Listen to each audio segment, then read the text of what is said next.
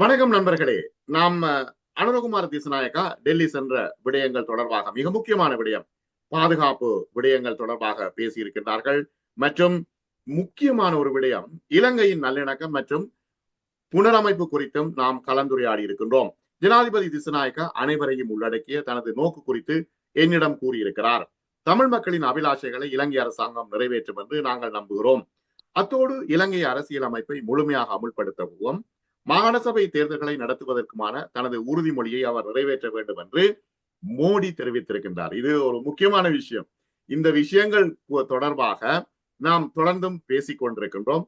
இப்பொழுது ஆய்வாளர் எம் நிலாம்தீன் அவர்களோடு நாம் தொடர்ந்து பேசுவோம். லூவிஷம் ஸ்ரீ அஷ்டலட்சுமி ஜுவல்லர்ஸினர் டிசம்பர் 15ஆம் தேதி லண்டனில் தமது 20வது ஆண்டு நிறைவு விழாவை மகிழ்ச்சியுடன் கொண்டாடுகின்றனர். டிசம்பர் 15ஆம் தேதி முதல் 31ஆம் தேதி வரை அனைத்து வாடிக்கையாளர்களுக்கும் செய்கூலி சேதாரமின்றி தங்க நகைகளை தருவதுடன் அனைவரும் லூவிஷம் ஸ்ரீ அஷ்டலட்சுமி ஜுவல்லர்ஸின் சலுகைகளை பெற வாழ்த்துகிறோம். Welcome to Cakes and Bakes of Bromley. We create fabulous birthday cakes and classic delights like Victoria Sponge, Raspberry Almond Bakewell Tart, and Moist Carrot Cake. Celebrate with heavenly birthday cakes, Eid cakes, and more. Welcome to York Solicitors, trusted experts in legal services based in Ilford. We specialize in immigration, family law, conveyancing, litigation, and money claim matters. York Solicitors, turning challenges into success stories. வணக்கம், அஸ்ஸலாமு அலைக்கும். வணக்கம் நேயர்களே, வலைக்கும் ஸலாம் வரஹ்மத்துல்லாஹி வபரகாத்துஹு.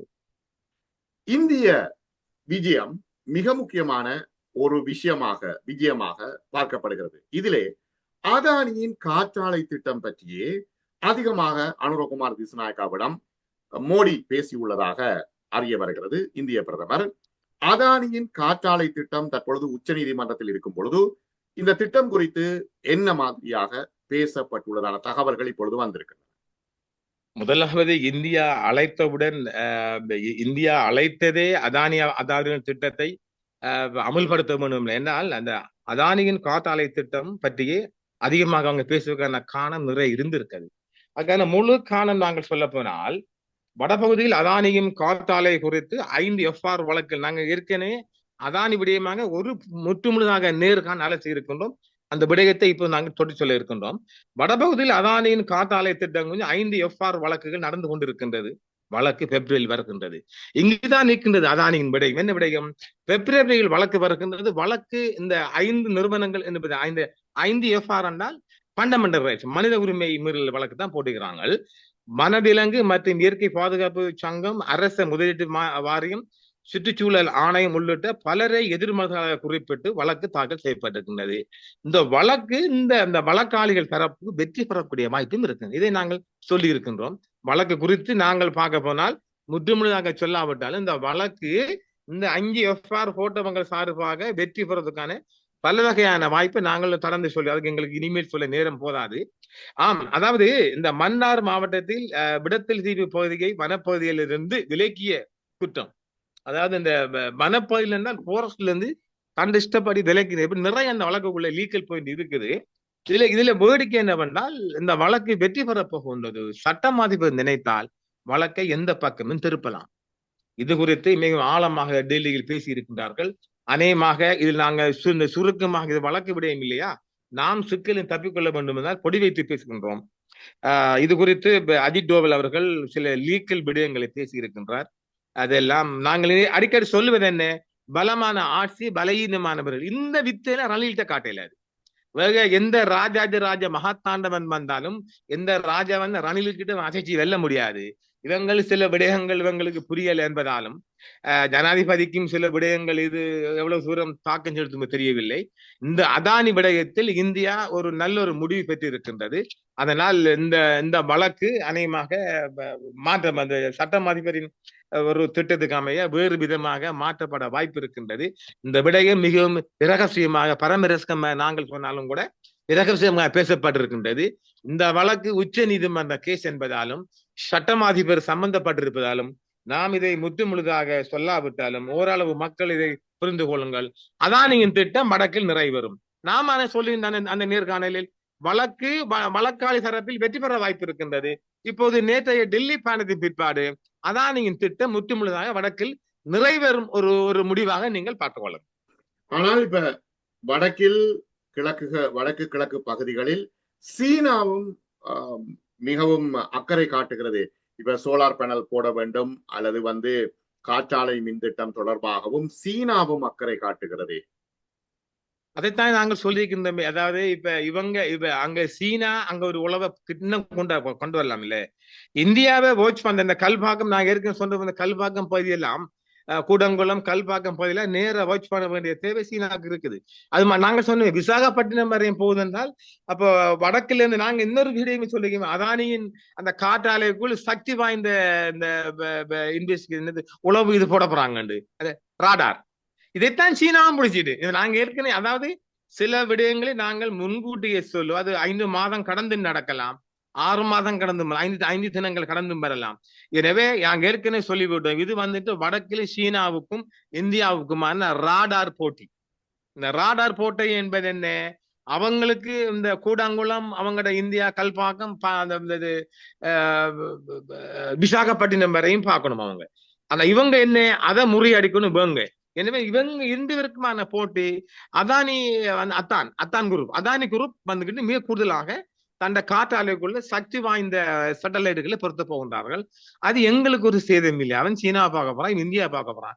எனவே Adani group மிக அதிகமாக காற்றாலை திட்டத்தை அமல்படுத்துவதற்கான வாய்ப்பு இருக்கின்றது. சீனா அதிகமாக இந்த பாடசாலை மாணவர்களுக்கு துணி கொடுத்த கையோடு அவங்களும் அங்க சோலார் பவருக்கும் நிறுத்த போறார்கள். இந்த சோலார் பவர் என்று வருகின்ற போது அதுவும் சீனாவின் சக்தி வாய்ந்த சேட்டலைட் மூலமே நாங்கள் சொல்லுவோம்.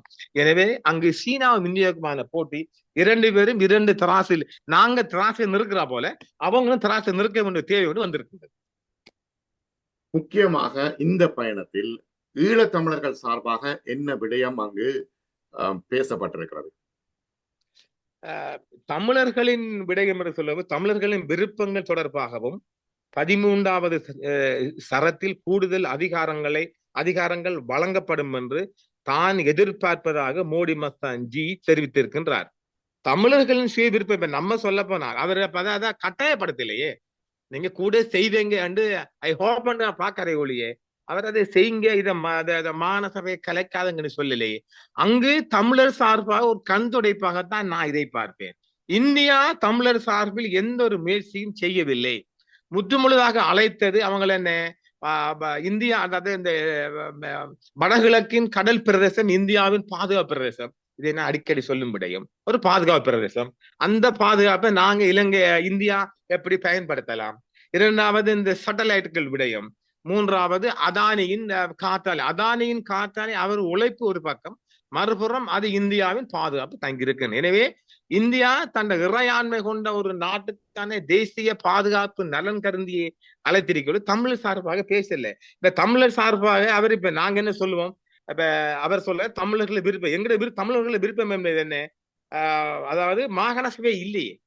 தமிழர்களை விருப்பம் என்று வருகின்ற போது அவர்கள் ஆக குறைந்தவாக நாங்கள் சமஷ்டியை பார்ப்போம். இப்ப சமஷ்டி என்று வருகின்ற போது காணி போலீஸ் நிதி இந்த 3ம் இல்லாம என்னென்று இந்த மாகாண சபையை கொண்டு போகிறோம். எனவே தமிழர்களின் விருப்பம் என்கின்ற குறைந்த தகமையாக இந்த 3 காணி போலீஸ் நிதி அதிகாரம் கொன்ற சமஷ்டியை பார்ப்பார்களே ஒழிய, நான் தமிழ் மக்கள் சார்பாக இதை நினைக்கின்றேன் பார்ப்பார்களே ஒழிய, இவர் சொல்லுகின்ற மோடி மஸ்தான் சொல்லுகின்ற 13ல கூட எதிர்பார்க்கிறார். அவர் ஒரு ஹோப்பாக பார்க்கின்றாரே ஒழிய அவர் அதை ஒரு செய்கையாக பார்க்கல. எனவே அங்கு தமிழர் விடயமாக பெரிதாக ஒன்றும் அலட்டிக் கொள்ளவில்லை. இந்திய நலன் சார்ந்த விடயம் தான் பேசப்பட்டிருக்குது. அவர் சும்மா பேசுக்காக ஒரு வேலை இதையும் பேசிட்டோம் என்று சொல்லத்துக்காக சொல்லிக்கிற ஒழிய அங்கு தமிழ் மக்கள் சார்பாக நான் இது பெருசா எடுத்துக்கொள்ள மாட்டேன்னு சொல்லுவேன். இங்கு முக்கியமான விடயம் ஒன்றை நான் சுட்டிக்காட்ட விரும்புகின்றேன். 2016ஆம் ஆண்டு பிப்ரவரி 17ஆம் தேதி கொழும்பு மகாவலி கேந்திர நிலையத்தில் நடைபெற்ற கருத்தரங்கு ஒன்றில் பேசிய ஜனாதிபதி அனுரகுமார திசநாயக்கா அப்பொழுது பேசிய பொழுது 2016 பேசிய பொழுது முக்கியமான பல விடயங்களை சுட்டிக்காட்டியிருக்கின்றார். இங்கு ஒரு அரசியல் சூதாட்டம் நடக்கிறது. எங்க? இலங்கையில். இப்ப இலங்கை அரசியலில் இந்தியா தலையிட முயற்சிக்கிறது. ஏற்கனவே யாழ்ப்பாணத்தில் பல உளவாளிகள் இருக்கிறார்கள். இலங்கை ஒரு அரசியல் விளையாட்டு மைதானமாக மாற்றுவதற்கு முன்பு இந்தியா நமது பொருளாதாரத்தை சூறையாட விரும்புகிறது. ஏற்கனவே இந்தியா வாகனம், மருத்துவம் மற்றும் கட்டுமான துறைகளில் ஏகபோக உரிமையை கொண்டிருக்கிறது. ஏற்கனவே நமது பொருளாதாரத்தை அது கட்டுப்படுத்தி வருகின்றது. அதன் மூலம் நம் நாட்டில் அரசியலை கையாளுகிறார்கள். இந்த அரசியல் தேவைதான் ரணிலின் வாயிலிருந்து வருகிறது. இந்த அரசியல் தேவை மட்டும்தான் ரணிலின் வாயிலிருந்து வருகிறது. ஆனால் இந்த ஒப்பந்தம் கைச்சாத்திடப்படுவதற்கு ஒருபோதும் இடமளிக்க மாட்டோம் என்று அனுரகுமார திசநாயக்கா குறிப்பிட்டிருக்கின்றார். ஆனால் இப்பொழுது அப்படியே மாறிவிட்டார்.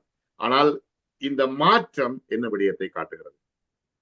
அவரும் அரசியல் செய்ய முடியவில்லை. அரசியல் அதாவது இவங்களுக்கு இந்தியாவுக்கு நாங்கள் அதை இதை அதாவது நான் மீண்டும் ஒரு விடயத்தை சொல்ல வேண்டியது, இவர்கள் இந்தியா ரணில் அவர்கள் ரோ அழைத்த பேரு இந்தியா சொல்லுகின்றார் ரணில் அவர்கள். அதற்கு முன்பாக நான் பல விடயங்களை எல்லாம் எடுத்து ரோ மூலமாக ரோவின் உதவியுடன் ரணிலை கொண்டு ஒரு ஆட்சி கவிழ்ப்புக்கான நகர்வொண்டு டெல்லியில் நடக்க போகின்றது. அதற்காகத்தான் ரணில் அழைத்திருக்கின்றார்கள். எனவே ஒருபோதும் அவர் ரணிலை நம்பவே இருந்தாலும் இப்பொழுது அனுரவை வீழ்த்த வேண்டுமானால் ரணிலின் தயவு தேவைப்படும். இன்னும் 2 வாரத்துல போகின்றார், 2-3 வாரத்துல மீண்டும் டெல்லி செல்ல இருக்கின்றார். எனவே நீங்கள் இந்தியாவுடன் சார்ந்து செல்ல வேண்டும் என்றும், நீங்கள் சார்ந்து செல்லவில்லை என்றால் ஒன்று ஆட்சியிலிருந்து அகற்றப்படுவீர்கள், ஒன்று நீங்க ஒரு பலமான ஆட்சி என்பதால் உங்கள் உயிருக்கு ஆபத்து. குறிப்பிட்டு நான் 2 முறை இதுவரை 2 முறை அவர்கள் அணியை தந்திருக்கின்றேன். 3 பேர் கொண்ட அணியில் இந்த விடயத்தை நான் சிங்களத்தில் டைப் செய்து கொடுத்திருக்கின்றேன். அதை அவர்கள் உடனடியாக பார்த்துவிட்டு மிக விரைவில் உங்களுக்கும் ஜனாதிபதி தரப்பு ஒரு பதில் வரும் என்று சொன்னார்கள்.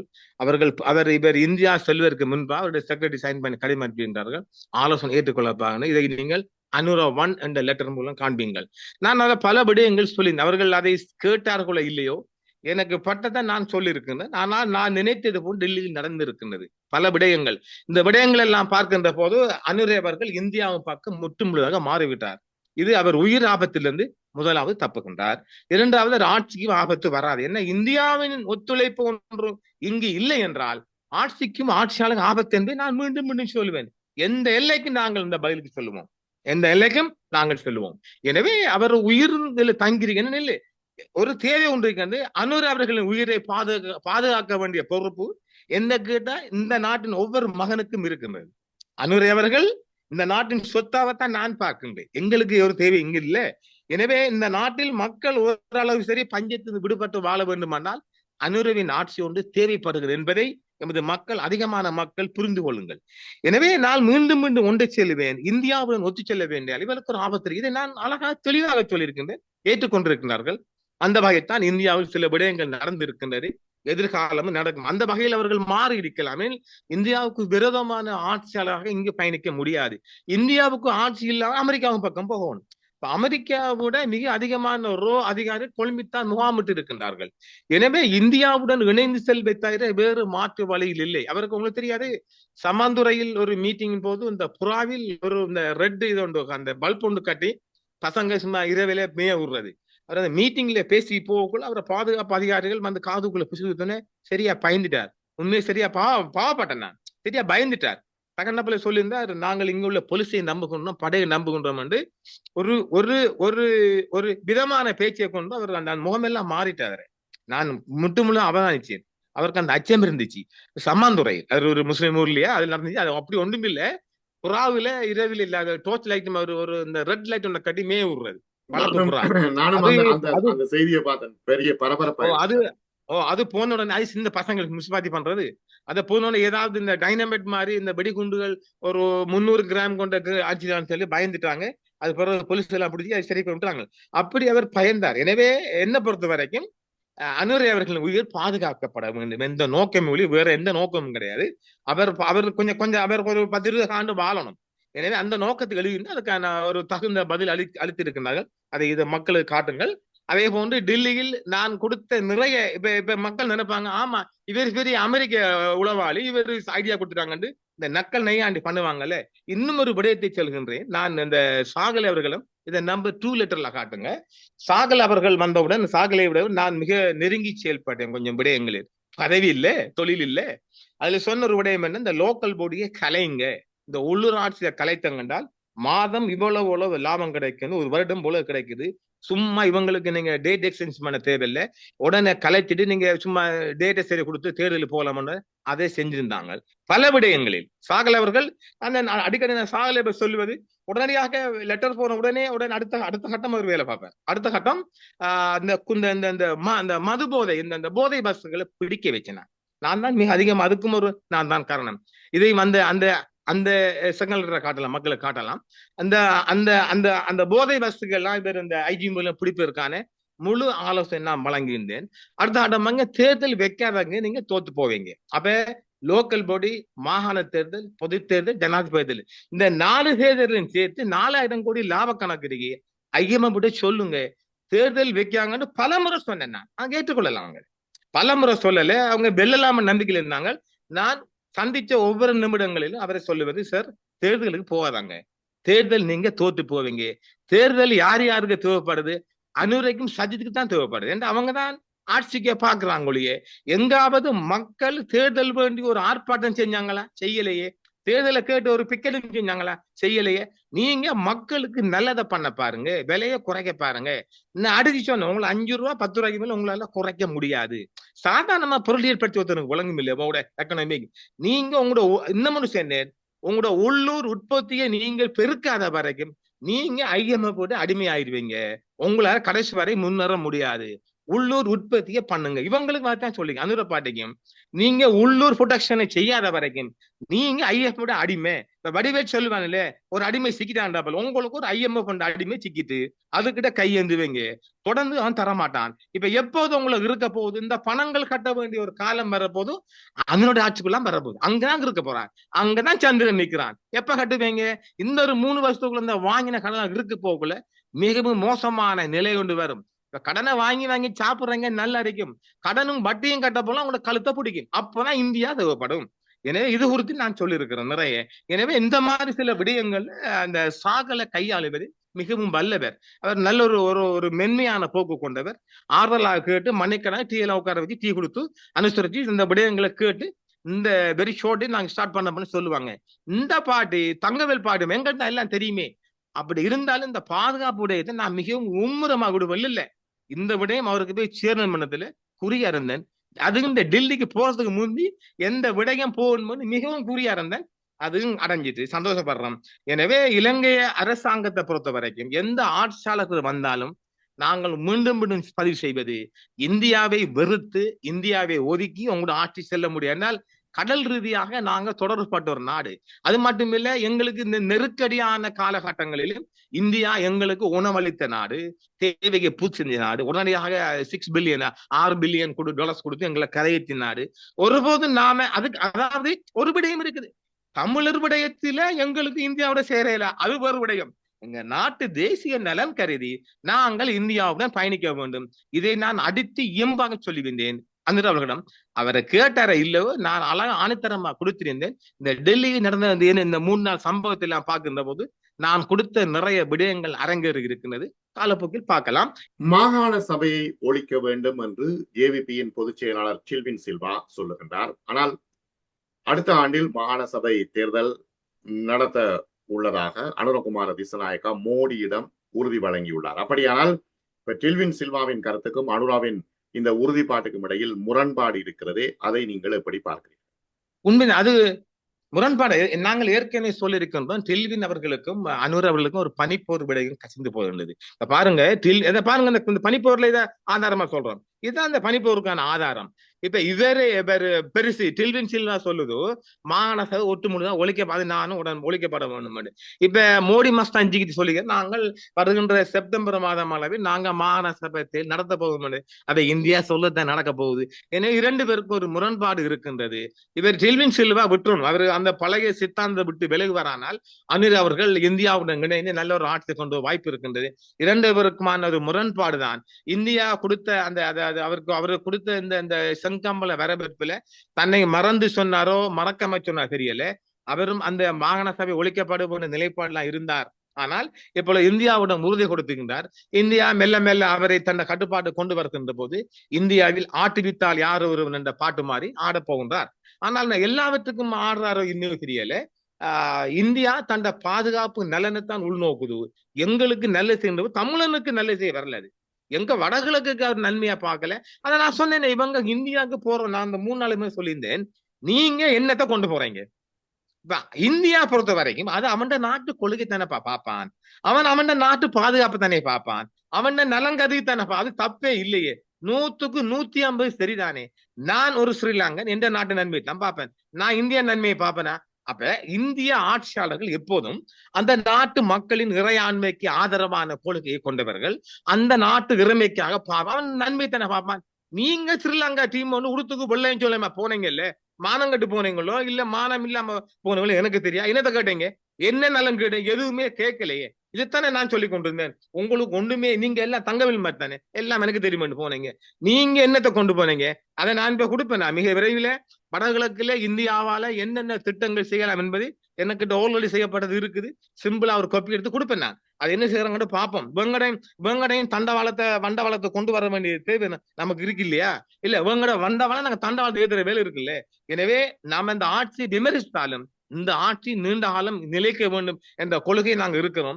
ஆனாலும் மிக விரைவில் அடுத்த கட்டம் சந்திக்கும் போது இன்னும் பல விடயங்களை கொடுத்துட்டு மக்களுக்கு சொல்லக்கூடியதை சொல்லி காட்டக்கூடியதை காட்டலாம் என்று பார்க்கின்றோம். இவங்க எதுவுமே இலங்கை மக்கள் சார்பாக கேட்கல. அவங்களாகத்தான் ஸ்காலர்ஷிப் எல்லாம் சொன்னாங்களே ஒழிய இந்த இலங்கை ஆட்சியாளர் டீம் போன டீம்ல எதுவுமே கேட்கல. அவங்க எதுவுமே கேட்கல. அவங்களாகத்தான் பாவு நியமனம் அதை இதை செய்யும்னு சொல்லிக்கிறாங்களே ஒழிய இவங்க எதுவுமே கேட்கல. இனி வரும் காலங்கள நாம இவங்களை ஒரு டோர்ச்சர் கொடுத்து நெருக்கி இதை கேளுங்கப்பான்னு கொடுத்து பார்ப்போம். கேட்கிறாங்களா இல்லையானதை நாங்கள் பார்க்கலாம்.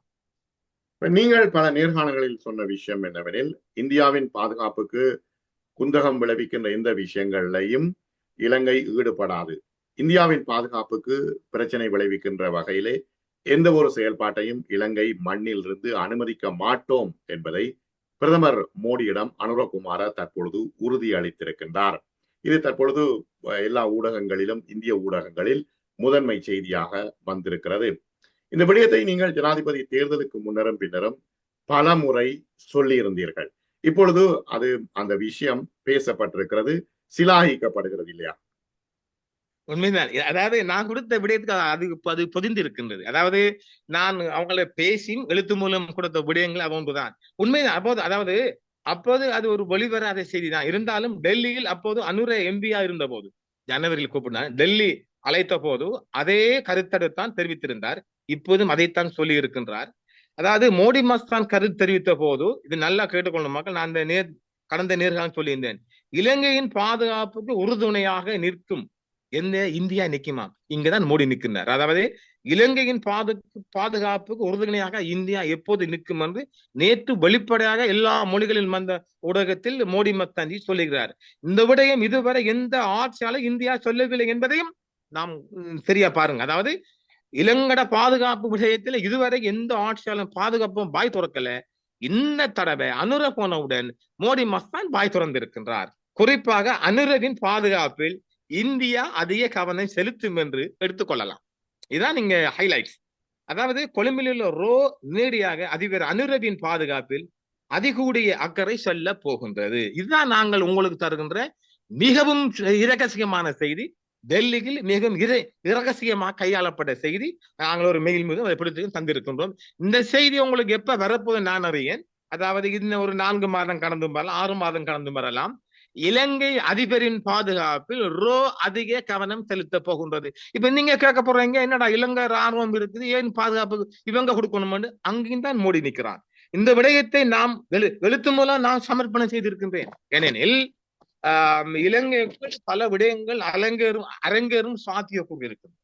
அந்த பாதுகாப்பு விடயத்தில அனுரை அவர்கள் மிகவும் ஒரு மெல்லினமாக நடந்து கொள்வது எனக்கு அது பிடிக்கல. உண்மையா சொல்ல போனால் இங்க எதிரிகள் அதிகமாக இருக்கின்றார்கள். அந்நிய சக்திகளின் ஆதிக்கம் கொண்ட எதிரிகள் கவனமா இருக்கின்றார்கள். அனுரவின் பாதுகாப்பில் நான் மிகவும் அதாவது துல்லியமாக நான் பார்க்கின்றேன். அந்த வகையில் எழுத்து மூலமாக கொடுத்திருக்கின்றேன். அதைத்தான் இந்தியாவின் பற்றி இருக்கின்றது, அவர்களுக்கு எழுத்திருக்கலாம். ஏனெனில் அது இந்தியாவிலிருந்து கசியப்பட்ட செய்தியாக நாங்கள் பார்க்கலாம். இப்போது இனி வரும் காலங்களில் இந்தியா துல்லியமாக அனுரவின் பாதுகாப்பில் மிக அதிகமான கவனத்தை செலுத்த போகின்றது. அதைத்தான் மோடி மஸ்தான்ஜி சொல்லி இருக்கின்றார். நாங்கள் இலங்கையின் பாதுகாப்பு, நீ என்ன இலங்கை எங்களை பாதுகாக்கிற? இலங்கையை பாதுகாப்பு இலங்கை படகு இருக்குது, அதுவல்ல செய்தி. நாங்கள் அதிபர் அனுரை அவர்களின் பாதுகாப்பில் மிக கவனமாக காய் நகர்த்துவோம் இருப்போம் என்பதை அனுரை அவர்களுக்கும் சொல்லி அவர்கள் ஒரு ஊடக சந்திப்பு இரண்டு பேரும் ஜாயின்ட் மீடியா சொல்லி இருக்கின்றார்கள். இது ஒரு ஒளிவராத செய்தி. இது காலம் கடந்து மக்கள் புரிந்து கொள்ளலாம் என்பதை ஆணித்தரமாக நாம் சொல்ல முடியும். ஜேவிபி என்பது இந்தியாவுக்கு எதிரான கொள்கை கொண்டவர்கள் என்ற சித்தாந்தம் காலமாக இருந்து வருகிறது. உண்மையில் ஜேவிபி இந்தியாவுக்கு எதிரான கொள்கைகள் மிக முக்கியமான பல விடயங்களை ஏற்கனவே பல இடங்களில் சொல்லியிருக்கிறது. நான் ஏற்கனவே குறிப்பிட்டதை போன்று அனுரவின் டெல்லி விஜயத்தின் பின்னர் முற்றாக அந்த சித்தாந்தம் மாறிவிட்டதா, ஜேவிபி காரர்களின் கொள்கைகளும் மாறிவிட்டதா என்ற கேள்வியை பலர் எழுப்புகின்றார்கள். அது உண்மைதான், மாறிட்டு அவர்கள் எதிர்பார்க்காத அவருக்கு இந்தியா பலமுறை சொல்லி நீங்கள் ஆட்சி அமரப்போகின்றது அவர்கள் நம்பினாங்க நம்பலாம் எனக்கு தெரியாது. ஆனால் இந்தியா பலமுறை சொன்ன விடயம் அவளுக்கு இந்தியா நாங்கள் ஏற்கனவே 2-3 கூட சொல்லி இந்தியா அவர்களை வழிநடத்துவதாக இடையில் தான் அவர்கள் இந்தியா கொஞ்சம் அச்சம் கொண்டது. நாங்கள் அதையும் நான் ஒரு ஊடகங்களில் சொல்லியிருந்தேன். வேறு அனுர அவர்கள் கோட்டையன் போல மாற போகின்றாரா என்று இது இந்தியா அச்சம் கொண்ட எல்லாம் உண்மைதான். ஆனா இதைத்தான் முதலாக பூக்கத்துடன் மரபு 2 தேர்தலிலும் நன்றாக நாம் பார்த்து வெற்றி அறிவிக்கப்பட்ட உடன் அடுத்த செகண்டாக போனவர் சந்தோஷ் கொழும்பில் உள்ள இந்திய தூதுவர் அனுர அவர்களை 2 தேர்தல் சந்தித்தார். அப்ப இந்தியாவோட ஒரு அந்த வெளிப்படையான ஃப்ரெண்ட்ஷிப்பை கொண்டு காட்டிச்ச அப்ப ஜேவிபி கொள்கை அங்கவே மாறிட்டு அது அதாவது ஆட்சிக்கு வரும்போது பலரையும் பத்தி சொல்றாங்க சில விடயங்கள். அது ஜேவிபி அனுரகிட்ட ஜேவிபி கொள்கை இல்லை. இந்த மக்கள் யாரை நம்பி வாக்கு போட்டு டெல்வின் சில்வாவை நம்பி வாக்கு போடலே, அனுரவை நம்பித்தான் வாக்கு போட்டுக்கிறாங்க.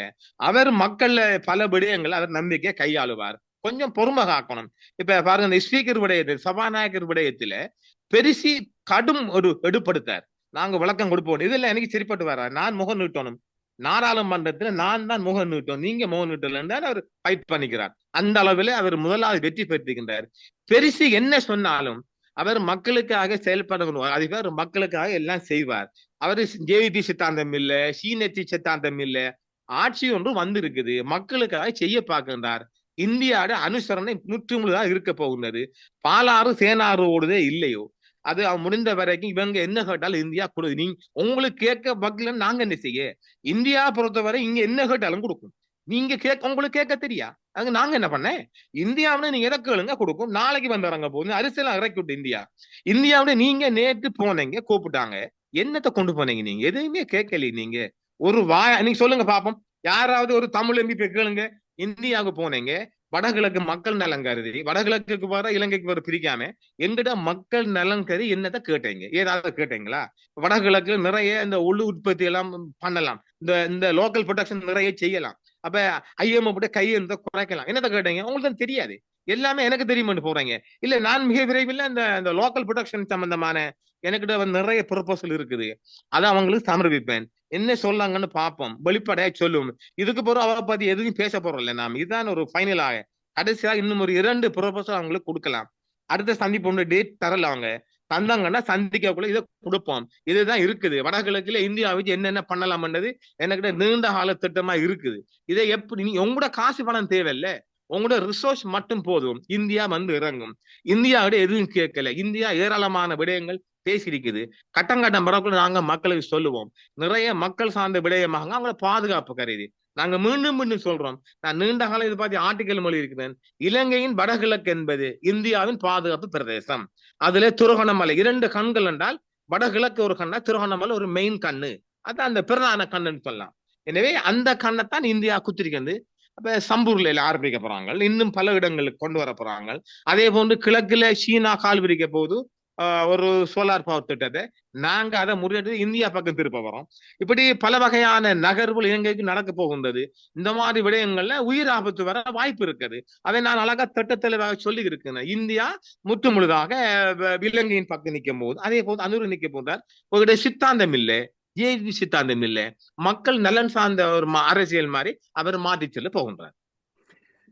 தமிழர்கள் சார்பாக இம்முறை இந்தியா எந்த கவனமும் செலுத்தவில்லை என்று எடுத்துக்கொள்ளலாமா? இந்த பயணத்திலே எந்த கவனமும் செலுத்தவில்லை? உண்மைதான், அது நல்ல ஒரு கேள்விதான், அது உண்மைதான். தமிழர் சார்பாக யாரு கேட்டாங்க? இப்ப இந்தியா என்ன சொல்லிருக்கு, நாங்க எதிர்பார்க்கின்றோம் தானே, நீ சொல்லலையே, அதாவது தெளிவாக சொல்லலையே. அவங்க தெளிவாக நீங்க என்ன சொல்லணும்? இப்ப இந்த உண்மையில நானும் இன்னும் சொல்றேன், இது நல்ல ஒரு வாய்ப்பு. அதாவது பலவீனமானவர்கள், நான் ஒவ்வொரு நேர்காணலும் சொல்ல போகின்ற வார்த்தை 159 பலம், ஆனால் பலவீனம் கொண்டவர்கள். இப்ப இந்தியா இவங்களை சுத்தி எடுத்துட்டு இந்த என்ன சொல்ல, இந்த பாம்பு, என்ன பாம்பு, மலைப்பாம்பு ஒரு ஆட்டமாட்ட சுத்துவது போன்று இந்தியா முழுதாக அனுரவின் ஆட்சியையும் அனுரவையும் சுற்றி கொண்டது. அது எந்த சீனாக்கு சீனாட பங்கு வேற, இந்தியா தண்ட கட்டுப்பாட்டுகளை கொண்டு வந்திருக்குது. இப்ப இந்த தமிழர் சார்ந்து இந்த தமிழ் கட்சிகள் யாரு கொண்டு போறீங்க? இப்ப இந்தியா கிட்ட ஒரு நீங்க போய் சந்தோஷா கிட்ட ஒரு ஒரு ஒரு ஒரு அப்பாயின்மெண்ட் பெற்று ஒரு டீம் ஒன்று சுமந்திரன் தான் இப்ப பேச்சுவார்த்தை நிக்கிறார். இந்த சுமந்திரன் டீம் ஒன்று இறங்கலாம் இல்ல, என்னத்தை இறங்க போறீங்க, என்னத்தை கொண்டு போறீங்க? நீங்க சமஸ்டி தான் கேட்கணும், அதுவும் இறங்கி தரட்டுமே. நாங்க கேட்கக்குள்ள போலீஸ், காணி, நிதி கொண்ட இந்த 3 மிக முக்கியம். இந்த 3 இல்லாம இயலாது. இந்த 3 அவங்க விரும்புறாங்க, தமிழர்கள் தீர்வு தர விரும்புறாங்க. மாகாண சபையெல்லாம் கலைச்சிடுங்க. இல்ல எங்களுக்கு மாற்றம், வடகிழக்கு மாத்திரம் ஒரு மாகாணத்தை கொண்டு வந்து, நான் ஏற்கனவே சொன்னது ஒரு சமஷ்டி முறை மூலம், பாண்டிச்சேரி மூலம் ஒரு இந்த நில தொடர்பான ஒரு ஒரு ஒரு திட்டமாக முஸ்லிம்களுக்கு கொடுத்துட்டு எல்லாம் ஒரே சிஎம்முக்குள்ள ஒரு டிப்யூட்டி சிஎம் போட்ட மாதிரி அதெல்லாம் மாற்றலாம். அப்ப போட்டு அல்லாட்டி நீங்க பாண்டிச்சேரி மட்டும் ஒரு ஒரு தனியாக அம்மா அநேகமா அந்த கிழக்கு மாநிலத்தை ஒரு தனியாக சிஎம் போட்டு சமஸ்டிக்குள்ள ஒரு திட்டத்தை கொண்டு போட்டு மோடி கூட பேசுங்களேன். மோடி கேட்டா அனுரை எதையும் செய்வார். அனுரை கேட்டா பாருங்க எங்க வந்திருக்குன்னு பாருங்க. டெல்லி போனது பிற்பாடு எல்லாம் சொல்றாங்க இந்திய சித்தாந்தம், சீன சித்தாந்தம் இந்தியாவுக்கு விரோதி என்று. இந்தியாவுக்கு விரோதியே கிடையாது. நக்குண்டார் நாவலந்தார் 3 தினங்கள் நல்லா வரவேற்று நல்ல தின்னு கொடுத்துக்கிறாங்க. சப்பாத்தி, சிக்கன், மட்டன் எல்லாம் சாத்திட்டு வந்துக்கிறாங்க. நக்குண்டார் நாவலந்தார் ஆட்சி நல்லா தான் போகும். இந்தியா வேண்டிய ஹெல்ப் பண்ண போகுது. தமிழர் சார்பாக தமிழ் தரப்பு என்ன கேட்க போறாங்க? நீங்க யார்கிட்ட கேட்க போறாங்க? அனுரைட்ட முதல்ல பேசணும். யாரு பேச போறாங்க? அதான் தூக்கி போட்டேங்க சுமந்திரனை தூக்கி வெளியே. இப்படியே கத்திகரிக்க முடியுமா? எனவே ஒரு அணி உண்டு, தமிழர் அணி உண்டு. உடனடியாக இப்பவே மிக விரைவில் அவங்க பேசப்பட வேண்டும். அவங்க பேசிட்டு அடுத்த கட்டமா சந்தோஷ் ஜாவிடம் ஒரு அப்பாயின்மெண்ட் எடுத்து டெல்லிக்கு போக வேண்டும். டெல்லிக்கு போய் பேச்சுவார்த்தை பண்ணணும். இப்படி செய்யலாம் மொழியே. இவங்க சும்மா அது வரும் இது வரும் 13 வரும் எல்லாம் போய் உருப்படியாக செய்ய போனால் இந்தியாவிடம் துணை இந்தியா எதுவுமே பேசலையே. அவங்க என்ன சொல்றாங்க? தமிழ் மக்கள்ல விருப்பம், எங்கட விருப்பம் சமஷ்டி தாங்களே, அதை நீங்க பேசுங்களேன். அதெல்லாம் சும்மா நாசுக்காக பேசப்பட்டது. ஒரு கண்துடைப்பாகத்தான் பார்க்கிறேன். தமிழர் சார்பாக இந்த போன டீம்ல எதுவுமே பேசப்படல. வேணுமெண்டா இந்த தமிழ் அமைப்புகளும் இந்த தமிழ் எம்பிகளும் வானில் பறப்போம், கடலில் மிதப்போம், தடுப்போம்னு பேசலாம். அதெல்லாம் பச்சை பொருடா. எதுவுமே பேசப்படல. முற்றுமுழுதாக அதானியின் திட்டமும் கடல் மார்க்கமாக இந்தியாவின் பாதுகாப்பும் அவருக்கு அனுரவிக்கான பர்சனல் செக்யூரிட்டி விடயமும் பேசப்பட்டிருக்குது. இந்த 3 தான் மெயின். இதுதான் பேசப்படு. தமிழர் சார்பாக எதுவுமே பேசப்படல. தமிழர் சார்பாக எதுவும் நடக்க போறதும் இல்லை. இந்தியா ஒருபோதும் நடக்க போறல. அதை நான் மீண்டும் சொல்லுவேன். அதுக்காக இந்தியா பயிற்சிக்கு போகலாது. இந்தியாவிட வெளிப்படைத்தன்மை கொண்ட யாராவது ஒரு தமிழ் டீம் ஒன்று பேசப்பட வேண்டும். அது நடந்ததான் வெளிப்படையா பார்க்கலாம் மொழியே. இதுவரையும் அது பேசப்பட்டதாக தெரியவில்லை. அதான் இப்ப இலங்கை ஆட்சி செய்பவர்களை பொறுத்தவரையில நாம் பார்க்கும் பொழுது பிராந்திய அரசியலை கையாள முடியாமல் அவர்கள் தடுமாறுகிறார்கள். இப்ப இந்திய தொழில் அதிபர்கள் அதானிக்கு எதிராக அமெரிக்க உயர் நீதிமன்றம் தீர்ப்பு வழங்கி இருக்கிறது. இன்னொரு பக்கம் அதானியினுடைய இலங்கை முதலீட்டை கொழும்பு நிராகரிக்க முடியாமல் இருக்கிறது. அப்படியே அதானியின் முதலீடுகளுக்கு இங்கு இடம் அளித்தால் அமெரிக்காவின் எதிர்ப்பை சம்பாதிக்க வேண்டி வரும். இப்ப ஜனாதிபதி அனுரகுமார திசாநாயக்கா தனது ஆட்சியின் முதலாவது பயணத்தை இந்தியாவுக்கு மேற்கொண்டார் என்று சொல்லி பெருமைப்படுவதற்கு அப்பால் அவர் இந்தியாவையும் சீனாவையும் எவ்வாறு சமாளிக்கப் போகின்றார் என்பதுதான் மிகப்பெரிய கேள்வியாக இருக்கிறது. மிக நன்றி ஆய்வாளர் MM நிலாந்தின் அவர்களே. இன்று நாம் இந்திய விஜயம் தொடர்பாக, அனுரவின் இந்திய விஜயம் தொடர்பாக விரிவாக நாம் கலந்து பேசினோம். நன்றி. மற்றொரு நேர்காணலில் தராசு மேடையில் சந்திப்போம். வணக்கம். அஸ்ஸலாமு அலைக்கும். வணக்கம் நேர்களே. வலைக்கும் சலாம் வரஹ்மத்துல்லாஹி வபரகாத்துஹு.